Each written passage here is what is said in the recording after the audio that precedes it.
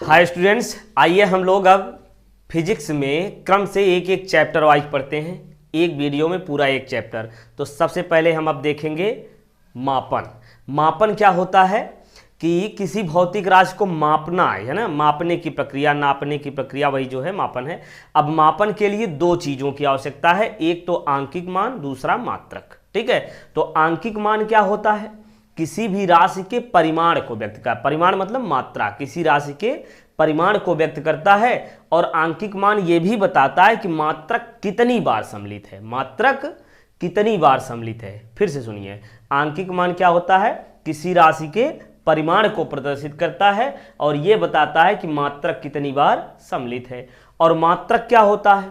मात्रक किसी भी भौतिक राशि के एक नियत परिमाण को मानक मान करके एक नाम दे दिया जाता है, वो मात्रक होता है ना। जैसे द्रव्यमान एक राशि है, उसका मात्रक किलोग्राम। अब 1 किलोग्राम कैसे होगा? देखिए, किलोग्राम कोई मात्रा ही तो है ना। एक भौतिक राशि के नियत परिमाण मतलब निश्चित परिमाण यानी निश्चित मात्रा को मानक मान लेते हैं। हम मान लेते हैं कि इतना 1 किलोग्राम है, ठीक है ना। तो देखिए, कभी कभी ऐसा होता है कि हम कहीं बाजार में गए हुए हैं और वहाँ पर कोई सामान लिए हैं और उसके पास वो बाट नहीं है।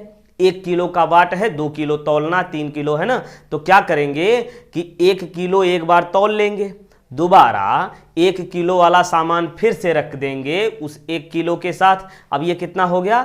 2 किलो हो गया। अब 2 किलो उसकी सहायता से तौल सकते हैं, है ना। तो एक मानक मान लिया जाता है कि इतनी मात्रा जो है वो 1 किलोग्राम है, यही मात्रक होता है। यानी फिर से सुनिए, एक भौतिक राशि के नियत परिमाण को मानक मान करके एक नाम दे दिया जाता है, ठीक है ना। मानक मानकर एक नाम दे दिया जाता है जिसे मात्रक कहते हैं। अब ये पॉइंट आपको याद रखना है कि आंकिक मान जो होता है वो मात्रक का व्युत्क्रम होता है। यानी आंकिक मान यदि ज्यादा होगा तो मात्रक छोटा होगा, छोटा मात्रक होगा आंकिक मान बड़ा होगा। जैसे किलोग्राम, जैसे हमने कहा जाए कि 1 किलोग्राम में, देखिए किलोग्राम एक मात्रक है द्रव्यमान का, है ना। 1 किलोग्राम बराबर क्या बनेगा बताइए? 1 किलोग्राम बराबर कितना ग्राम? 1000 ग्राम। अब देखिए, ग्राम भी मात्रक है, किलोग्राम भी मात्रक है, दोनों द्रव्यमान के मात्रक हैं। अब बताइए, इसमें बड़ा मात्रक कौन सा है, किलोग्राम की ग्राम? बड़ा मात्रक कौन सा है? किलोग्राम। तो उसमें आंकिक मान जो होगा वो छोटा होगा। देखिए 1 किलोग्राम। अब ये ग्राम छोटा मात्रक है तो इसमें आंकिक मान बड़ा होता है, ये समझिए, ठीक है। तो ये देखिए, किलोग्राम और ग्राम ये क्या हो गए? मात्रक हो गए। और ये उसके आगे ये जो है क्या हो गया? आंकिक मान। ये मात्रक, देखिए ध्यान से, ये मात्रक कितनी बार सम्मिलित है, ये परिमाण कितनी बार सम्मिलित है, यही जो है क्या होता है? आंकिक मान होता है। आंकिक मान क्या होता है? ये ग्राम, देखिए 1 ग्राम कितनी बार सम्मिलित है? 1000 बार, है ना। तो ये आंकिक मान हो गया। 1 किलोग्राम है ना, तो किलोग्राम कितनी बार सम्मिलित है? 1 बार। तो ये हो गया आंकिक मान, ठीक। तो आंकिक मान और मात्रक आप समझ गए होंगे। अब आगे देखते हैं राशियां। क्या देखते हैं? राशियां। राशियां क्या होती हैं?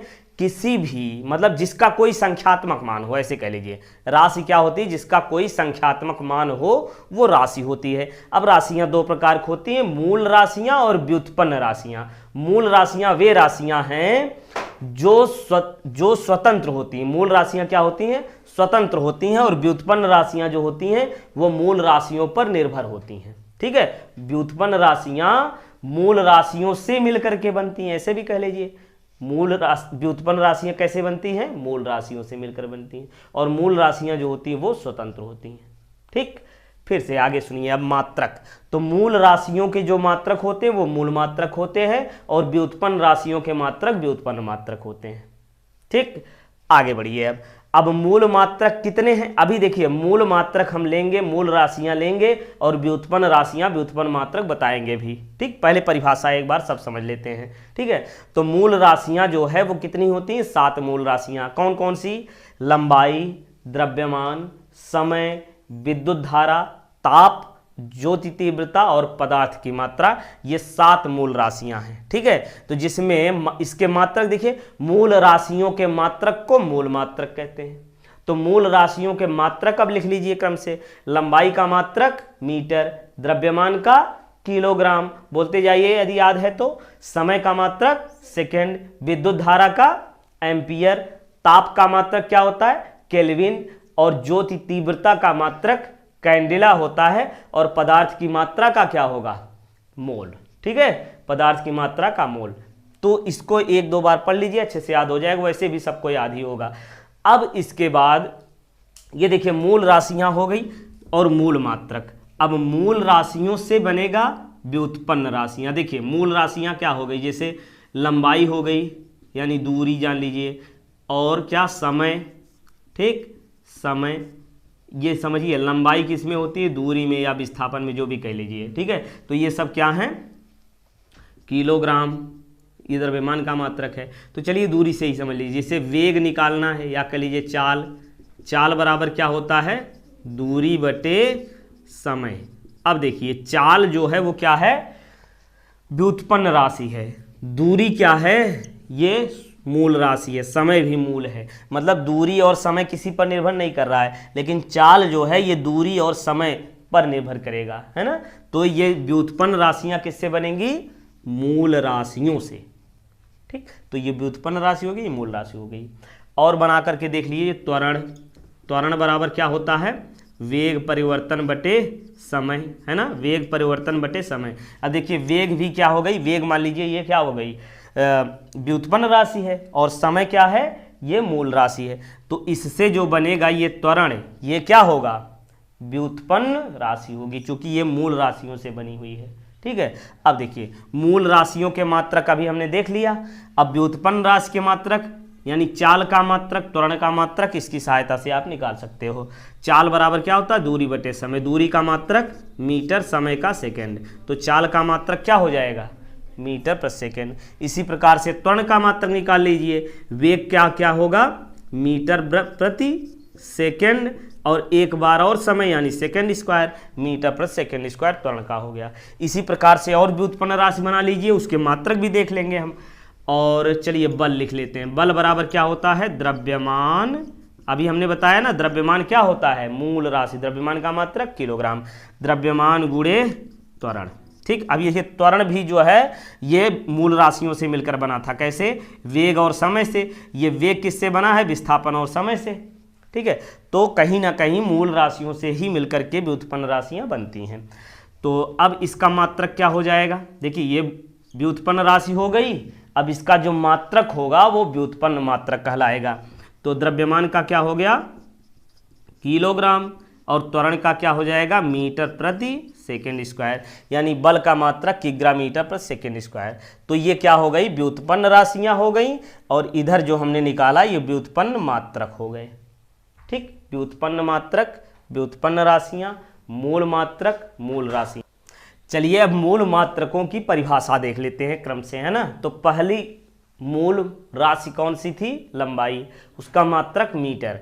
अब देखते हैं एक मीटर क्या होता है। एक मीटर जो है वो क्या है? शुद्ध क्रिप्टान 86। ये याद रखिए, शुद्ध क्रिप्टान। अब देखिए क्रिप्टान 86 यानी परमाणु भार इसका कितना? 86। तो शुद्ध क्रिप्टान 86 से निकलने वाली नारंगी रंग के प्रकाश की तरंग दैर्ध्य का, इसको याद रखना है आपको अच्छे से, 16,50,763.73। याद रखिए क्या? 16,50,763.73 गुना होता है किसका? शुद्ध क्रिप्टान 86 से निकलने वाली नारंगी रंग की तरंग दैर्ध्य का।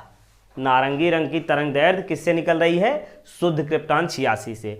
शुद्ध क्रिप्टान 86 से निकलने वाली नारंगी रंग की तरंग दैर्ध्य का कितना गुना होता है? 16,50,763.73 गुना होता है। ठीक, मीटर हो गया।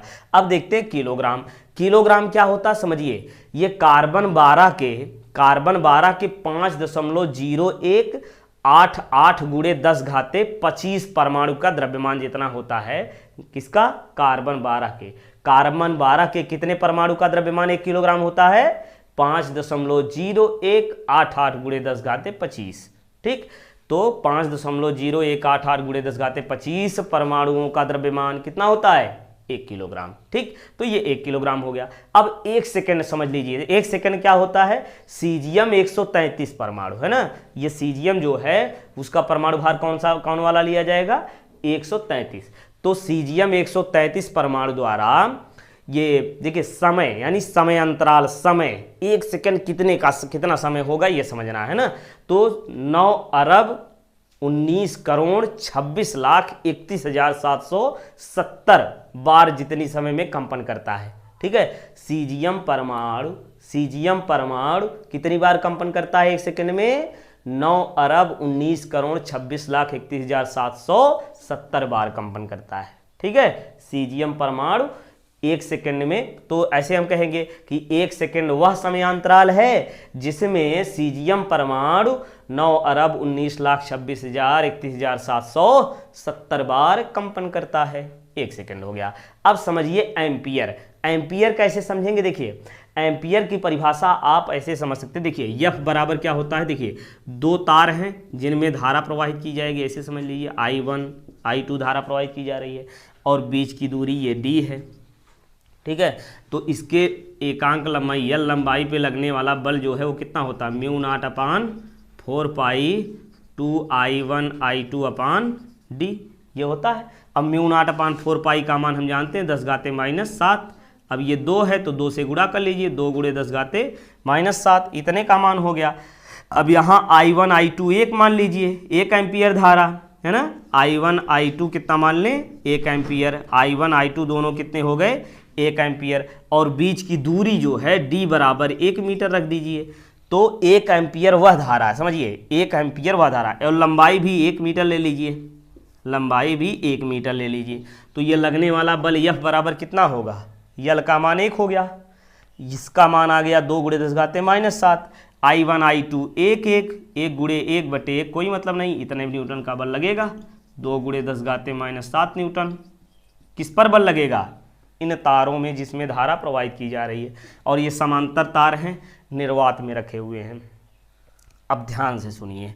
तो 1 एम्पियर वह धारा है जिसे 1 मीटर दूरी पर निर्वात में रखे हुए एकांक लंबाई के तार पर 2 × 10⁻⁷ न्यूटन का बल लगाती है। ठीक, तो ये 1 एम्पियर होता है। 1 एम्पियर वह धारा है जिसे समांतर निर्वात में रखे समांतर तारों 1 मीटर दूरी पर रखे हुए समांतर तारों में प्रवाहित करने पर उसके एकांक लंबाई पर 2 × 10⁻⁷ न्यूटन का बल लगता है। ये क्या हो गया? 1 एम्पियर। ठीक है, अब समझिए आगे देखते हैं ताप का मात्रक क्या होता है? केल्विन। अब समझिए ताप का मात्रक केल्विन। इसको समझने के लिए हमको ये जानना होगा कि ये समझिए हिमांक, जल का हिमांक कितना होता है? 0° सेंटीग्रेड या 273 केल्विन। ठीक है, ये क्या होता है? हिमांक। ठीक, और क्वथनांक कितना होता है? सब जानते हो, शुद्ध जल का क्वथनांक कितना होता है? 100° सेंटीग्रेड है ना। और इसमें 100 जोड़ दी, 373 केल्विन होता है। तो शुद्ध जल के हिमांक और क्वथनांक का अंतर कितना हुआ? देखो 100 हुआ कि नहीं हुआ? शुद्ध जल के हिमांक और क्वथनांक के अंतर के 100वें भाग को क्या कहते हैं? 100वें भाग को क्या कहते हैं? केल्विन, यानी 1 केल्विन। ठीक, इसी प्रकार से 1 अंश सेंटीग्रेड भी परिभाषित कर सकते हो। शुद्ध जल के हिमांक और शुद्ध जल के क्वथनांक के अंतर के 100वें भाग को 1 अंश सेंटीग्रेड कहते हैं। उसी प्रकार से केल्विन भी कह सकते हो कि शुद्ध जल के हिमांक और क्वथनांक के अंतर के 100वें भाग को 1 केल्विन कहते हैं। ठीक, ये हो गया। अगला देखिए ज्योति तीव्रता, इसका मात्रक क्या होता है? कैंडेला। तो 1 कैंडेला की ज्योति क्या होती है इसको समझिए। तो प्लेटिनम लेंगे, प्लेटिनम इसका जो है हिमांक बिंदु पर है। ये किस बिंदु पर है? हिमांक बिंदु पर है, यानी हिमांक के बराबर ताप है। हिमांक, प्लेटिनम के हिमांक बिंदु पर दाब कितना लग रहा है? 1,1325 न्यूटन प्रति मीटर स्क्वायर, इतने दाब पर। ठीक है, प्लेटिनम के हिमांक बिंदु पर और 1,1325 न्यूटन प्रति मीटर स्क्वायर के दाब पर इस प्लेटिनम के कितने क्षेत्रफल से? 1/60,000 मीटर स्क्वायर क्षेत्रफल से जितनी ज्योति निकलती है वो 1 कैंडेला होती है। ठीक, फिर समझिए, प्लेटिनम के हिमांक बिंदु पर 1,1325 न्यूटन प्रति मीटर स्क्वायर के दाब पर 1/16 1/60,000 मीटर स्क्वायर के क्षेत्रफल से जितनी ज्योति निकलती है वो एक कैंडेला होती है। ठीक, अब समझिए मोल। मोल क्या होता है?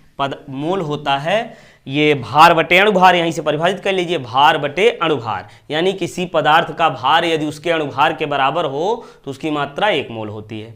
ठीक है, और 1 मोल में जितने परमाणु होते हैं, 1 मोल में जितने परमाणुओं की संख्या होती है उसे एवोगाद्रो संख्या कहते हैं, है ना। और एवोगाद्रो संख्या कितनी होती है? 6.023 × 10⁻23 परमाणु होते हैं, है ना। कितने परमाणु होते हैं? इतना, 6.023 × 10⁻23 परमाणु होते कितने में? 1 मोल में। इसी को क्या कहते हैं? एवोगाद्रो संख्या कहते हैं, यानी n। ठीक, तो ये सभी मूल मात्रक हो गए और उनकी परिभाषाएं भी हो गई। अब समझ लीजिए मात्रक कुछ, है ना। अच्छा, एक चीज और ही जान लीजिए कि कितनी पद्धतियों से मात्रक लिखते हैं हम, है ना। क्या होता है? MKS पद्धति, CGS पद्धति और FPS पद्धति। तो MKS पद्धति में क्या होता है? ये लंबाई मीटर में और द्रव्यमान किलोग्राम में, समय सेकंड में होता है। और CGS पद्धति में क्या होता है? C से यानी सेंटीमीटर, लंबाई सेंटीमीटर में, द्रव्यमान ग्राम में और समय सेकंड में होता है। FPS पद्धति में क्या होगा? F यानी फुट, है ना। लंबाई किस में नापेंगे? फुट में। P यानी द्रव्यमान पाउंड में हो जाएगा और समय सेकंड में। ठीक, तो MKS, CGS और FPS ये होता है मीटर की ग्रा second, gram centimetre gram second, foot pound second. ठीक, तो ये याद रखिए। अब इसके अलावा एक होता है SI मात्रक। SI मात्रक क्या होता है कि ये आधुनिक MKS पद्धति होती है। आधुनिक MKS पद्धति को ही क्या कहते हैं? SI मात्रक कहते हैं। इसमें सभी भौतिक राशियों के मात्रक आ जाते हैं। ठीक।